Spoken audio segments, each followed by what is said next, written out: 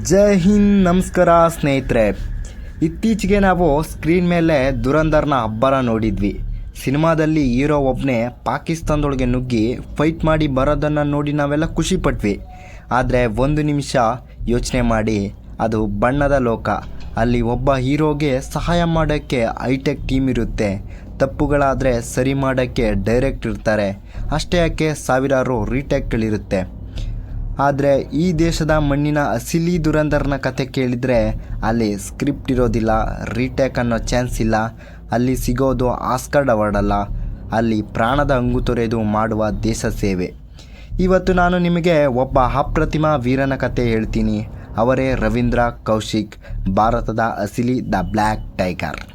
1952ರಲ್ಲಿ ರಾಜಸ್ಥಾನದ ಶ್ರೀ ಗಂಗಾನಗರದಲ್ಲಿ ರವೀಂದ್ರ ಕೌಶಿಕರ್ ಜನಿಸಿದರು. ಚಿಕ್ಕ ವಯಸ್ಸಿನಲ್ಲಿಯೇ ನಾಟಕ, ಡ್ರಾಮಾ ಅಂದರೆ ಪ್ರಾಣ. ಸ್ಟೇಜ್ ಮೇಲೆ ಬಂದರೆ ಸಾಕು ಅವರು ಆ ಪಾತ್ರದಲ್ಲಿ ಕಳೆದೋಗ್ತಿದ್ರು. 21 ವರ್ಷದಲ್ಲಿಯೇ ಲಕ್ನೋದ ನ್ಯಾಷನಲ್ ಥಿಯೇಟರ್ ಫೆಸ್ಟಿವಲ್ನಲ್ಲಿ ಅಭಿನಯಿಸಿದರು.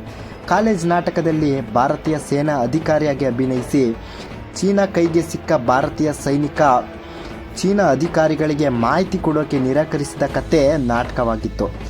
ನಾಟಕವನ್ನು ಗಮನಿಸಿದ ರಾಣಾ ಅಧಿಕಾರಿ, ರಿಸರ್ಚ್ ಆ್ಯಂಡ್ ಅನಾಲಿಸ್ ವಿಂಗ್ನ ಅಧಿಕಾರಿ ಯೋಚನೆ ಮಾಡ್ತಾರೆ, ಈತ ಸ್ಟೇಜ್ ಮೇಲೆ ಅಭಿನಯಿಸಿದರೆ ಚಪ್ಪಾಳೆ ಸಿಗುತ್ತೆ, ಇದೇ ನಾಟಕ ಪಾಕಿಸ್ತಾನದಲ್ಲಿ ಮಾಡಿದ್ರೆ ಭಾರತಕ್ಕೆ ಗೆಲುವು ಸಿಗುತ್ತೆ. ರಾಣಾ ಅಧಿಕಾರಿ ರವೀಂದ್ರ ಕೌಶಿಕ್ ಅವ್ರನ್ನ ಕೇಳ್ತಾರೆ, ದೇಶಕ್ಕೋಸ್ಕರ ಒಂದು ಕೆಲಸ ಮಾಡ್ತೀರಾ ಅಂತ. ಅವರು ಹಿಂದೆ ಮುಂದೆನೂ ನೋಡದೆ ದೇಶಕ್ಕೋಸ್ಕರ ಅಲ್ವಾ, ಖಂಡಿತ ಮಾಡ್ತೀನಿ ಎಂದು ಯೋಚನೆ ಮಾಡಿ ಶತ್ರು ರಾಷ್ಟ್ರದ ಆರ್ಮಿಯಲ್ಲೇ ಇದ್ದು ಅಲ್ಲಿನ ರಹಸ್ಯಗಳನ್ನು ಭಾರತಕ್ಕೆ ರವಾನಿಸೋದು ಎಷ್ಟು ಅಪಾಯಕಾರಿ ಕೆಲಸ. ಇವರ ಅಪ್ರತಿಮ ಸಾಹಸಕ್ಕೆ ಅಂದಿನ ಪ್ರಧಾನಿ ಇಂದಿರಾ ಗಾಂಧಿ ಅವರು ದ ಬ್ಲ್ಯಾಕ್ ಟೈಗರ್ ಅಂತ ಬಿರುದನ್ನು ಕೊಟ್ಟಿದ್ರು.